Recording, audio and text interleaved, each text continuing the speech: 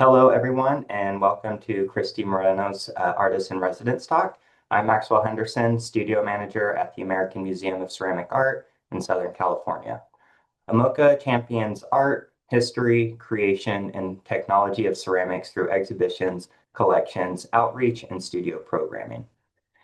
Today's Artist Talk focuses on the work of Kristy Moreno, who began a long-term residency here at AMOCA Studio in October of 2025. AMOCA's Artist in Residence program, which was established in 2012, is one of the few long-term fellowship opportunities for ceramic artists in the West Coast. Our residency program, which provides artists an opportunity to produce or develop a new body of work, is funded through the generous support of Julianne and David Armstrong, Laguna Clay, and the Wingate Foundation. The next call for residency applications will be January of 2027. Today, Kristy will share about her practice, her past work, and future directions as artist in residence at AMOCA. Now, I'm excited to tell you a little bit about Kristy. So, Kristy Moreno received her Associates in Arts from Santa Ana College in Santa Ana, California, and her BFA in Ceramics from California State University, Chico in Chico, California. Moreno's work has been exhibited nationally and internationally at venues including MUZEO Museum and Cultural Center in Anaheim, California, Glassell Gallery in Baton Rouge, Louisiana, Lucy Lacoste Gallery in Concord, Massachusetts, Volery Gallery in Dubai, United Arab Emirates, and at Thinkspace Projects and Tlaloc Studios in Los Angeles, California. Her work has been featured in publications including Voyage LA, Las Vegas Weekly, Beautiful Bazaar, and Artfix Daily. Moreno is the recipient of various awards and residencies, including the Taunt Fellowship, the Windgate-Lamar Fellowship, and the Jack Winsor Memorial Scholarship. Moreno will be in residence at AMOCA from October 2025 to October 2026. And before Kristy starts her presentation, I want to remind everyone that this talk will be recorded, and there will be an opportunity for Q&A after the presentation. So now I will turn the presentation over to Kristy. Thank you, Max. Thank you, everyone, for being here. I just wanted to start off by saying thank you for taking the time out of your day to be here for my talk. I'd like to thank AMOCA for granting me this residency, along with Julian and David Armstrong and the Wingate Foundation for their financial support throughout this time. Lastly, I'd like to extend a thank you to my family, friends, and mentors that have supported me over the years. I would not be here without your endless amounts of love and encouragement. Let's go! I'll start off with talking about my work. My work focuses on the imagined personas of radicalized future ancestors. The handcrafted ceramics are fictional characters, often resembling feminine personalities paused in space and time. I examine the essence of these future communities through the use of body language and attitudes to further explore themes of rage, empathy, and curiosity. Individualizing these characters grants me the freedom to be curious about the influences they might have inherited from past societies. And I try to observe how the past often shapes future worlds. I'd like to imagine that these ancestors survived by refusing to participate in the patriarchal systems that came before them. They are no longer conditioned to believe that they have to live in someone else's reality. So my work focuses on the importance of relationships, community, and the desire for connection. Pursuing a career in the arts has allowed me the opportunity to travel to different places around the world, including Montana. These are just some photos in this next few slides of places I've been. This is my friend Sydney in Montana, Colorado, Alaska, Mexico City, Oaxaca, Jalisco, and New York City. I never expected this path to unravel in this way, and I send a sincere and heartfelt thank you to anyone who has opened their home, studio, or community to me in any of these places. I was born in Inglewood, California, just miles away from LAX airport. Growing up, I would become accustomed to the shadow that airplanes casted over our neighborhood, followed by a loud tremble as the airplanes would land on the runway nearby. My family lived in LA County up until 2000, and I spent my childhood between California and Mexico.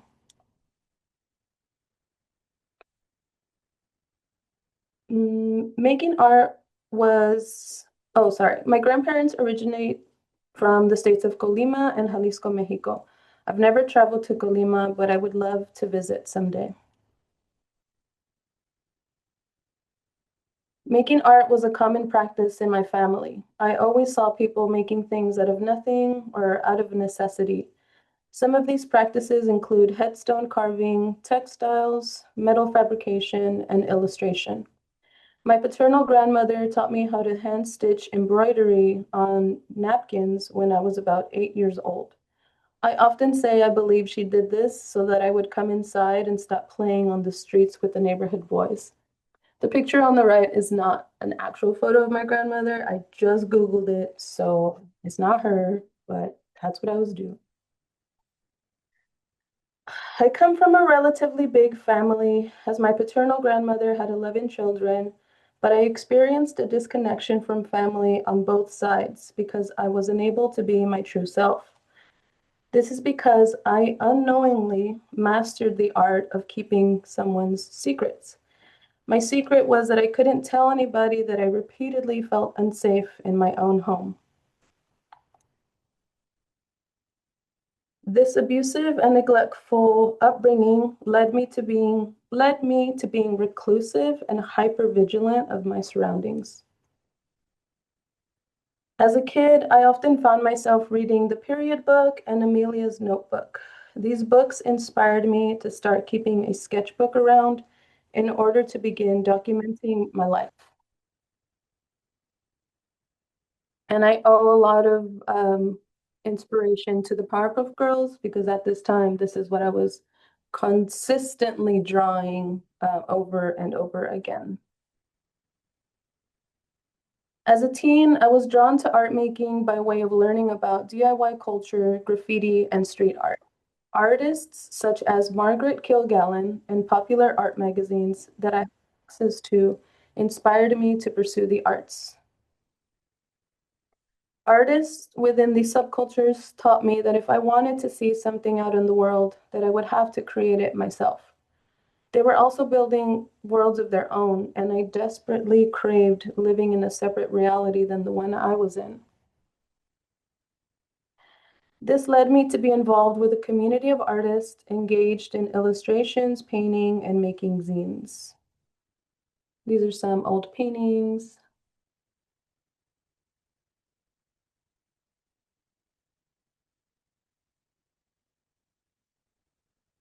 And my pastel color palette and love for patterning evolved with the more paintings and work that I made. Every summer break from school, my brother and I were sent off to stay at my grandparents' house in Jalisco. Coming from a mixed status family, I understand that this was a privilege for me to be able to travel to Mexico. I cherish the memories spent in this small ranch town because they were the memories where I felt the most safe as a child. I began to correlate these moments of safety with the pastel color palette and patterns. Additionally, these colors have become stand-ins for grieving the relationship that I was unable to develop with my paternal grandmother before she passed away. So this is a photo of the street that I grew up on, and on the right is a photo that I ended up taking in Guadalajara about 2 years ago. And it was just really interesting to see that even though I made this painting in 2018, I ended up seeing a similar wall almost 10 years later. So the first time that clay appeared in my life was when I was 12 years old, then at 17, and finally at 21. But although we met several times, clay did not hold my attention. When I was 21, I was in a ceramics course at my community college.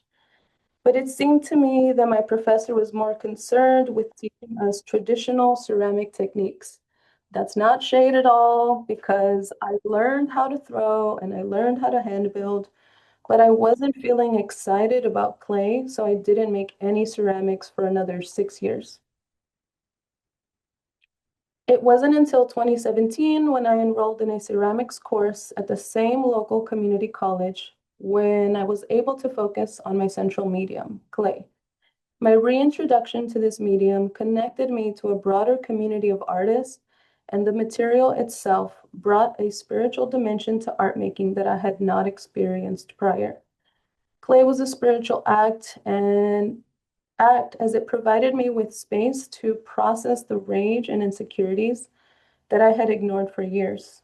The bottom picture is a work by Christopher. He was the new professor at Santa Ana College, and he was the one who really made a big difference. The exposure to, oh, sorry, hours of meditative focus brought upon a state of flow that grew my self-awareness and provided me with moments of peace. The exposure to a wide range of ceramic art inspired me to then pursue a bachelor's degree in both printmaking and ceramics. I was feeling anxious to pursue this degree, and because that meant I had to leave everything and everyone I knew behind in Santa Ana. Moving to Chico to go to school was the best decision I could have made. I was far from home, and I found my clay community at Chico State. I was consistently around other artists, scholars, and the BFA cohort on campus was so diverse and skilled in their respective mediums. I truly appreciate having crossed paths with so many peers and mentors in Chico. My unsolicited advice to anyone in any undergrad, grad, or school program would be to use their studio access and resources as much as possible, because the art world outside of school is incredibly expensive. School is the time to try all the things you're afraid of making, and my hope is that there is communal support for you to see those projects through. Here are some examples of early ceramic and print work made during my first semester at Chico State. This ceramic piece is titled Magic Mountain and named after a title track by Blonde Redhead. I was thinking about my close friendships and most likely missing home at this point. This relief print is titled Ya Basta, which translates to Enough is Enough, and is talking about the gentrification that was and is currently happening in Santa Ana, California. I love my city, and it frustrates me to see such rapid change due to the city being in control of the hands of a greedy mayor. My BFA thesis focused on the systems and bonds set in place between social, political, and personal narratives. A chronological order of prints and sculptures depicted scenes of prisoners, women, and children placed in ICE detention centers and the division between classes. Sit Where I Can See You has these figures who are probably more well off. They're not paying attention to the things that are currently happening inside of these cages. The thesis work ends with scenes of a communal abundance mindset that continues to be a central theme for my work today.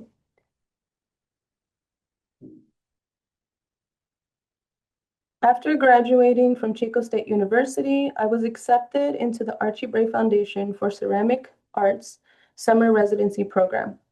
I was so eager to begin sharing studio space alongside my summer cohort and have the opportunity to learn from ceramic artists that I looked up to that were from all around the world. I always describe this time as art summer camp. During my summer at the Archibray Foundation, I began utilizing an armature, just like this one that I'm currently using in Pomona, in order to build solid figurative sculptures and later hollowing them out. This granted me a flexibility to draw with the clay so that the figures could have more personality. I began to build figures again because I felt that my undergrad work lacked the empathy in showing the full range of experiences that BIPOC can have. This work left an impact on me as I reflected on how makers have the power to shift our culture. I thought about how regurgitating scenes of trauma and violence was not the path I wanted to take. Portraying images of power and domination over one another was not creating the future that I was trying to envision. We all have an innate need and desire for human connection, and when we learn how embracing others challenges patriarchy, we can then start community building. Once the summer was over, I accepted an invitation to come back to Montana for a 2-year long artist residency. My time at the studio was spent continuing to learn from others while developing my studio practice. I used this time to gain a better understanding of the colored slip surfaces I was trying to achieve in my work. My body of work entered a new genre of colorful cartoon-like worlds of people freely expressing their rage, joy, and curiosity that I sometimes struggle with expressing myself. I could appreciate that these characters referenced my paintings and illustrations prior to clay, but I felt the urge to make work that was a lot more representational.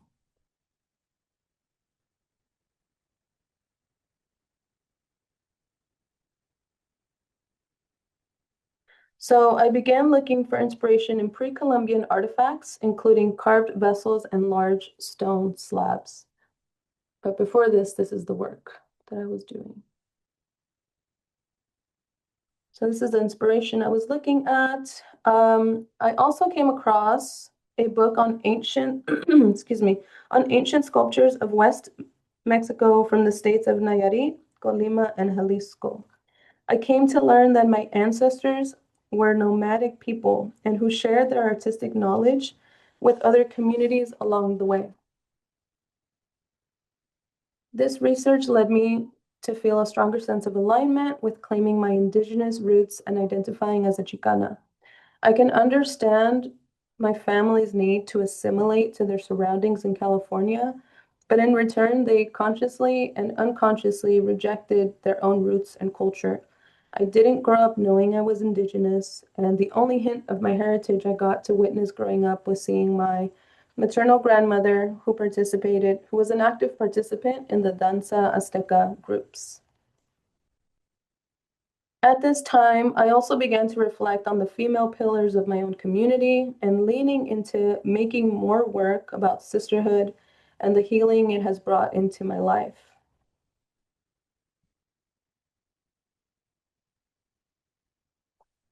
These characters carved into the vessels would begin to wear hoop earrings with social justice movement slogans, symbolizing strength, resistance, and cultural identity. The intention behind these pieces is for the audience to be empowered by these strong feminine personalities. I felt the need to carve my community into history by depicting their friendship and care. This piece is titled I can tell that we're going to be friends, titled after a White Stripes song. I met Sydney, Haley, and Sujin at the Archibray Foundation in 2021 and was thinking about how their friendships helped me stay afloat throughout those years we spent together in Montana. La migra, la policía, la misma porquería is a response to the ICE raids and police brutality here in the United States. I'm angered by the news of the ongoing ICE raids that are creating fear and panic throughout our communities, but I am also hopeful as organizations such as OC Rapid Response in Orange County are actively working to protect our communities from deportation. We continue to say no borders, no police state, no to imperialism, no KKK, and no fascist USA. My practice also touches on queer themes, such as in this piece titled Curios X. Growing up in a Catholic family, I saw firsthand how shame was commonly associated with the teachings of the church and the ways this religion affected the life and career decisions for some of my family members. In figures such as Poderos X, I consider moments of taking back the power that males have tried to take away from me in the past. It came to my attention months or maybe years later that this ancient figure from Guerrero seemed to have similar qualities to the piece I had made. Mine were, I didn't see this one before, but it was brought to my attention after the fact. In 2024, I had the opportunity to travel to Cerámica Suro to attend an artist residency. Cerámica Suro is a family-owned factory and ceramic studio located in Guadalajara, Jalisco, Mexico. This was my first time being back in Mexico in 10 years. I had never traveled to Guadalajara alone, and now I was living there and meeting artists in the community. I'm grateful to have had this experience and to have grown alongside the people I met along the way. While I was at Suro, I continued my practice of producing carved vessels. This is a photo of Nani. She was an artist in residence alongside me, and I needed a reference photo, so she enthusiastically said yes. I also got to pour a two-part mold with the help of the plaster team in the studio. So this is one of my Poderosa figures that I then started making multiples of and glazing them in different ways. My time in Mexico was spent visiting cultural sites, galleries, museums, and connecting with artists from Guadalajara, Mexico City, and Oaxaca. And I made a little collage of my time there because I wasn't going to add these in separate slides. I've never eaten so much ceviche and aguachile in my life. This trip provided me with new friendships, new memories, and a great deal of inspiration for my next studio destination.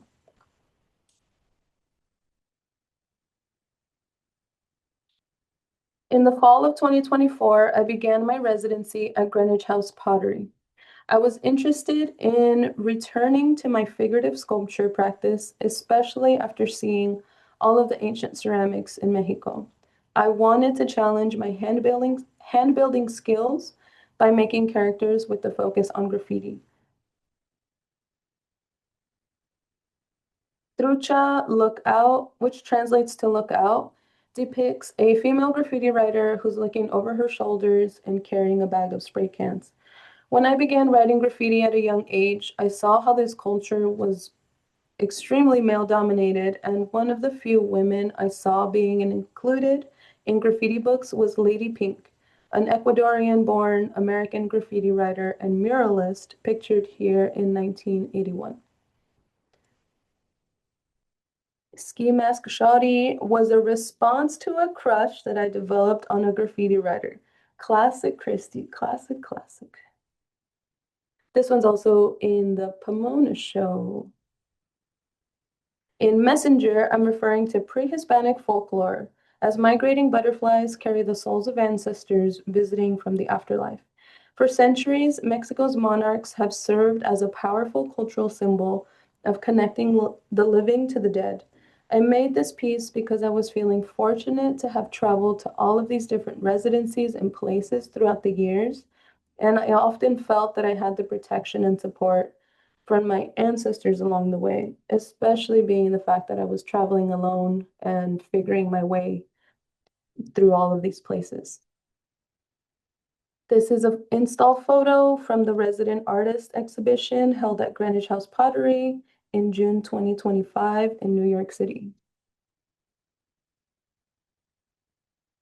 And And now we are currently in Pomona. So I'm happy to say that I'm now back in Southern California after an 8-year journey of completing my undergrad degree and hopping around at different studios. My cohort is extremely generous, giving, and supportive, and I'm so pleased to share studio space with Bianca, Max again, and Liz. It's been an amazing time, to say the least. I love them so much. Before arriving at AMOCA, we had gotten the news that the museum had the space to curate an artist in residence exhibition set to open in January 2026. My plan for these figurative sculptures was to continue referencing DIY subcultures that continue to inspire me today. I'm gathering these worlds and collaging them together to make my figures just as a beat maker would sample records to produce a track. These next few slides will show the progress shots of how I built Niña Elegante, which translates to elegant girl. So the piece is constructed using slabs for the soles of the feet, and then I build up the sculpture using coils. It's a slow and tedious process, but building this way lets me control the structure and the direction of the overall piece. Again, this method of working is very meditative, and it's something that just, it's the best way for me to work.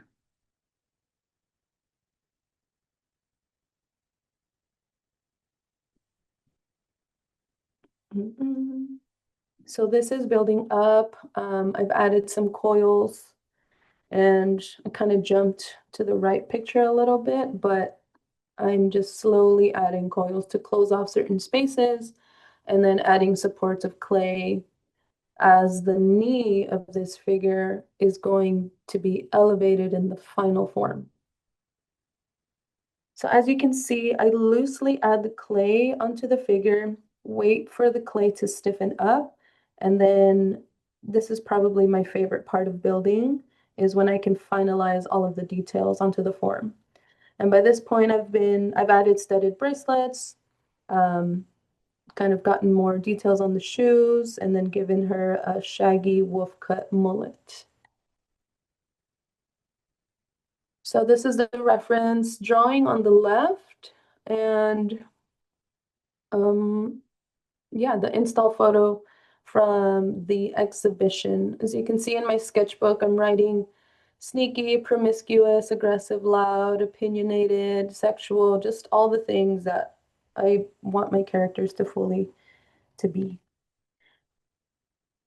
Another piece in the show is Gravedigger. Gravedigger is a nod to the monster truck events that I used to go to with my family. Growing up in Southern California, it was common for my family to attend events centered around car culture. I grew fond of these monster truck events and their backstories, and I loved seeing how their narratives were executed with these intricate airbrush paint jobs. To the left is a photo of my older brother who was propped up on a monster truck tire. This is just for scale. And on her shirt, I painted the gravedigger design. I wish I had a picture on the back, but you can come see the show. In my work, I'm taking all of the characteristics, attitudes, or behaviors that I was wrongfully advised not to embody and putting them on full display. My aim for my figurative sculptures is for my figures to be their full and unapologetic selves. Everything But Nice depicts a woman reaching into her bag for a spray can as if to signal that she's found a spot to leave her mark. She's carrying a Bubbles charm hooked onto her bag because that's the Powerpuff that I identified with the most.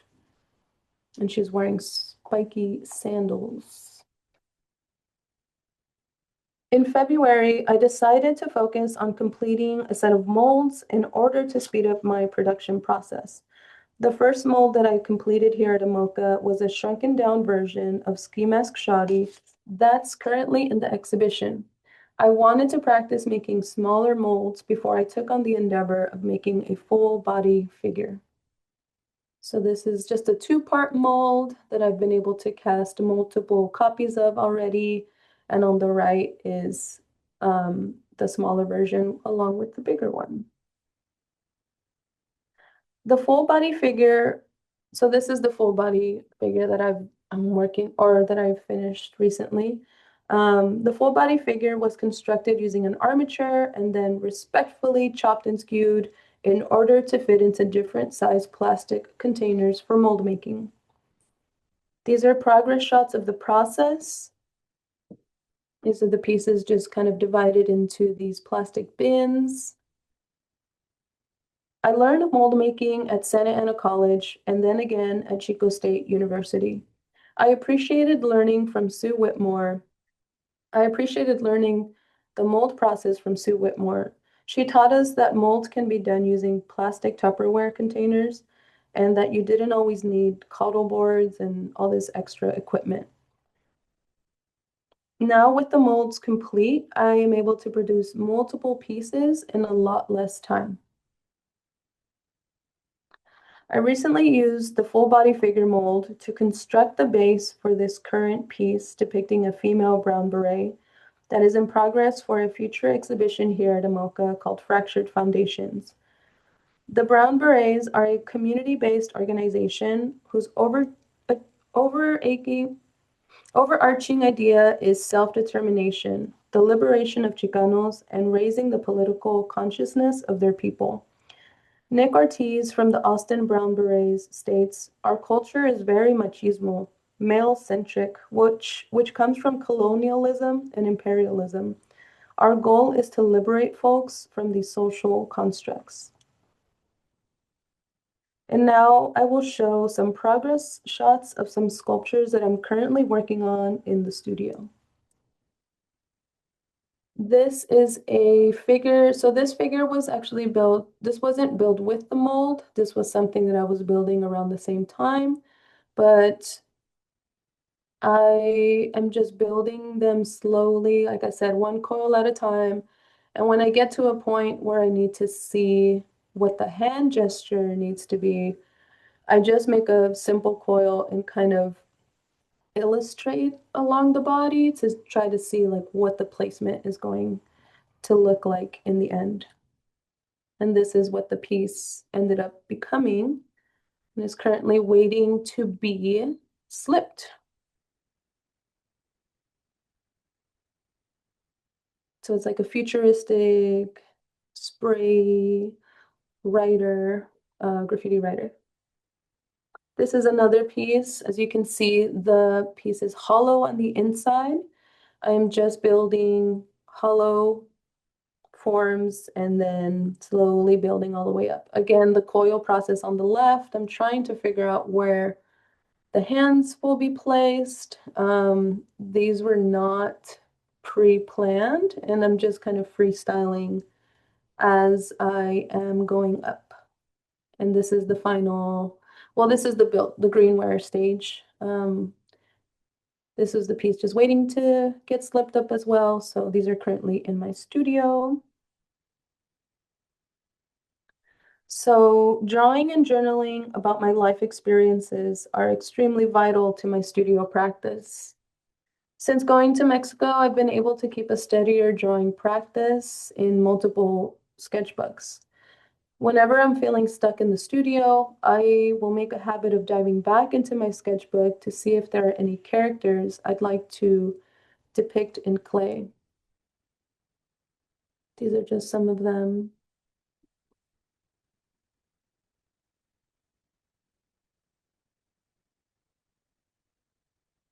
And I'd like to just share some recent inspiration. So I have known about Love and Rockets just based off like some of the artwork, but I never dove into this comic. And I think I was just busy, doing all the other things. But I also didn't grow up reading comic books, although some of my work is very like referential in that. in those like areas. But I always just felt like comic book characters did not represent me. I didn't feel seen in those. And so I'm trying to dig more into Love and Rockets by Jaime and Gilbert Hernandez. They're brothers who produced this comic book. They are going on 40 years of producing it, and they touch on Latinx communities as well as, they're highly influenced by punk rock and alternative subcultures. So I'm really interested to actually read them and read the stories and see just see what they've been up to. And I just wanted to share some upcoming events that I'm going to be a part of. On Saturday, we're having an artisan conversation here in Pomona.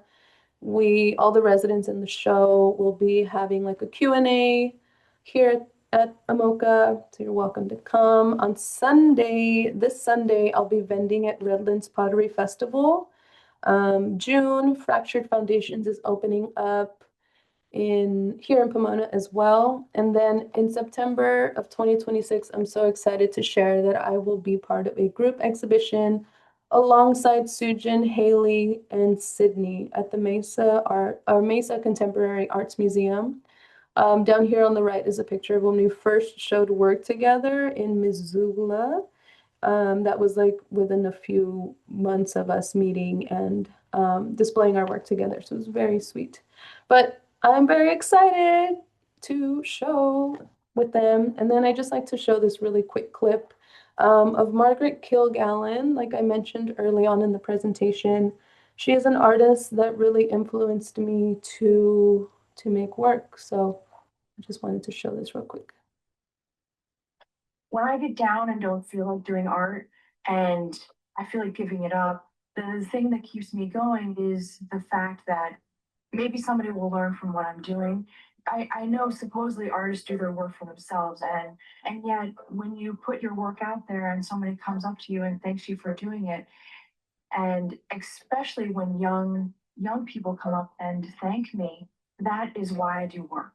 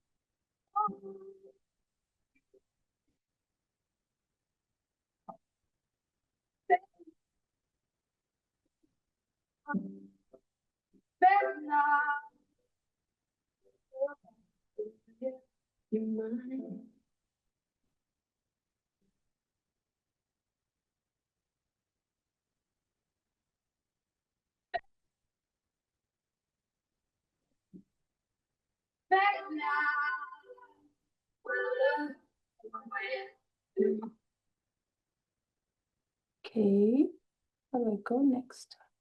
And that is my talk. So thank you all for coming, sharing space and time with me. I really appreciate it.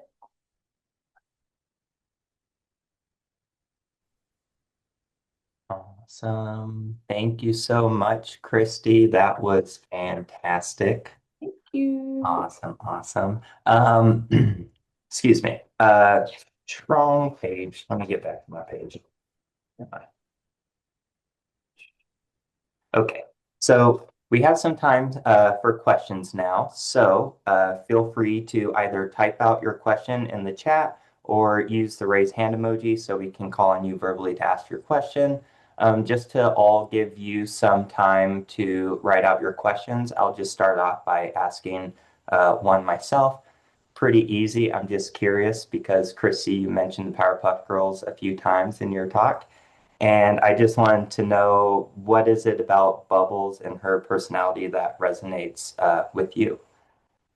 I resonate with her because she was very in touch with her feelings and she wasn't afraid to like let people know when she was being emotional, you know? And I feel like I always wanted to embody that and I wasn't really able to. So when I saw her, I was like, I want that. And then, it changed at different times and I'm like, oh, I relate to maybe one more than the other, maybe like at different ages in my life. But I know for a fact that like younger, if I was hanging out with like my cousins, it was always like Bubbles was always like the first choice.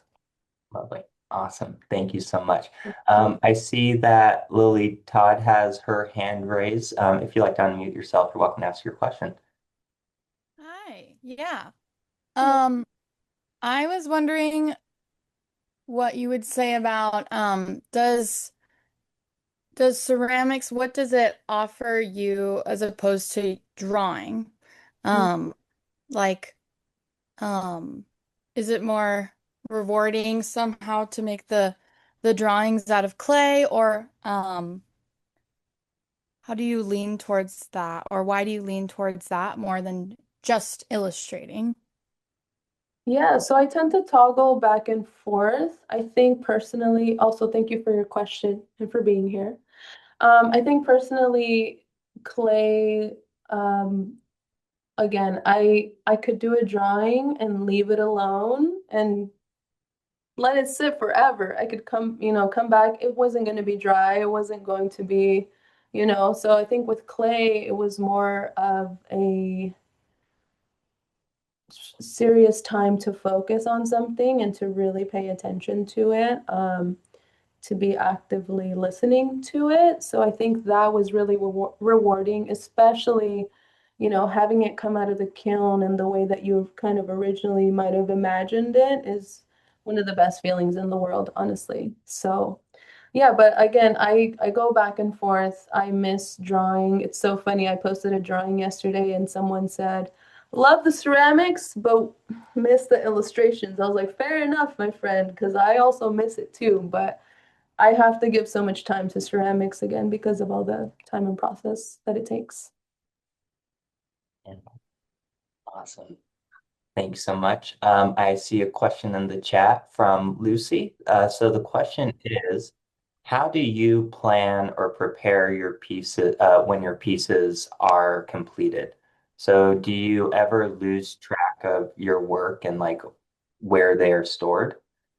Where my pieces are stored? Um, Yeah, or like how do you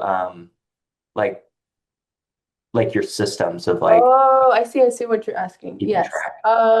I've learned to be better at keeping track of where my children are because I have lost some of them. Mhm.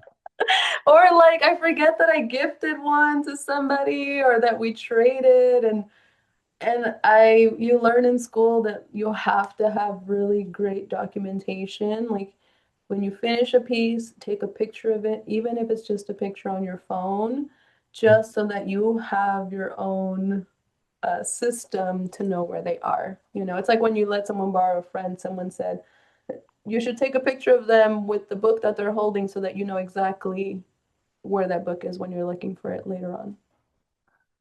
So spreadsheets. Good to know. While I wait for some other people to type out some questions or to raise their hand, I will ask another one, and it kind of ties back into systems. So you clearly have a beautiful palette of pastel colors that you use. I'm curious if you have like a system or decisions that you make to choose what color schemes you use for a specific piece. Oh, for a specific piece, I guess it depends on the mood. I try not to go, when I started learning about slips and started learning about the different intensities, I just learned that with one stain, you can create so many different values and hues. And so when it's kind of similar, I've seen you work this way too. You're like, okay, what area of color do we want to focus on and like how intense do we want to make these colors? And also realizing that using clear glaze was a really good trick for me when I wanted to just intensify some of the colors later on and kind of add an extra layer to some of the pieces. So yeah, I guess I try to read the mood of the piece and then match the colors accordingly and maybe put in some, colors that are on the opposite side of the color wheel to kind of give some balance. But sometimes I like to just let the clay breathe because it's like a really beautiful brown or a tan, and I just leave it alone. Yeah, awesome. Thank you for sharing that. Have a question in the chat from Bianca McPherson. Will will you ever return to the figurative vessel pieces you made? I love them. Thank you, friend. I think about them a lot. I think about them a lot. I think if I do, I would focus on making some smaller ones. Again, ceramics takes up so much space, and I fell into the trap of wanting to make larger work without understanding that storage was going to be a real issue that I had to deal with at some point. And so I think if I did make some vessels, it would be a little bit smaller. Yeah. Great, great, awesome. Thank you. And then another question from Monica. How do you manage from going residency to residency, like in terms of logistics, but also developing bodies of work too? I ask myself all the time. I don't know. I don't know. I I learned that, the artists that I looked up to and started learning about were hopping around to all of these different places. And I also wondered how that was even possible. But I think just trying to financially, it's just a matter of financially supporting myself and finding ways to do this. So it's not like I'm making a ton of money, like moving around to all these places and doing all these things. Sometimes I'll get lucky and have a little bit of extra, but I think I just trust the process, and I'm thankful to have had the opportunities to land where I'm going to land. Mhm. And I trust that I'm going to meet people who will hopefully want to be in community with me and share, their resources. I put a lot of faith and a lot of trust in wherever I land, and I trust my ability to be flexible and to be um, just open to new experiences. And sometimes it's really rough. I mean, that's why I have managed to really build that strong sense of close friendships that I can always lean back on and I can always call for support.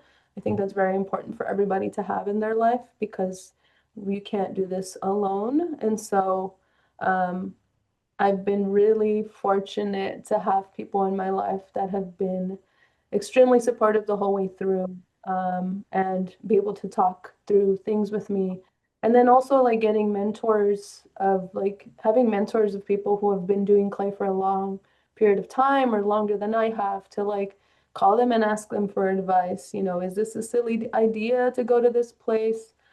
Ask all the questions, ask people who have done these residencies for as much information as possible so that you can make a better decision and not kind of go just floating around. It's not really, you have to go with some sort of a plan to be able to be okay, like after that. Awesome. Thank you. And this actually kind of ties into another question that I had. Like very early on in your talk, you gave advice to undergrads and even grad students about using the resources at their institutions. And I was wondering if you could talk a little bit more about some of the realities and maybe even hardships of like being an artist outside of an institution. Yeah, you know, when you leave school, you realize how much underglazes are, how much dry materials are, how much a firing costs. It can go up to $100 depending on how much you're going to do. Um, I think it's really important to be realistic and make just like a list, like research. I advise people to research like how much does a studio membership cost? how much do your firings cost, think about your transportation, think about all of these things that you have to do in comparison to what is being offered to you in these school settings. Like they literally give you everything, and it's really the time to take advantage of all of those resources because yeah, like I said, this is why I chased the I was residency hopping and chasing that because I know how expensive it can be to run around and have your own studio space. You know, rent in New York City was over 2 grand or 3 grand for like a studio space sometimes. And I was like, there's no way I'm gonna be able to pay that and to consistently support myself for long term. And so I would just do the research and ask people questions about like how much they're actually spending. Because online it can look glamorous that like we're all good, but we might be like crying at home talking about like I can't pay my rent next month, like it's so real. Me last night. No, I'm just kidding. Awesome. Thank you for sharing that too. Of course. Yeah, because I think especially when we're younger, we romanticize this journey, and while there's so many great things about it, there are some unexpected realities that come with it too. So thank you. In the chat, this is not a question, but more of a comment that was really nice to hear from Jackie. They say, love your work. I saw a ceramic piece that my late husband did before I met him, and I decided I was going to marry the man who created it. Oh, I love that for you. Impactful, impactful. I think the joy, I mean, I just saw a butterfly. A butterfly literally is outside the studio. They're here.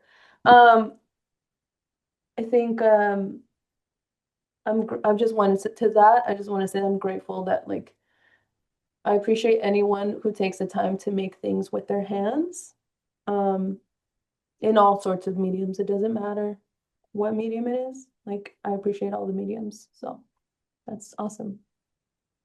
Thank you.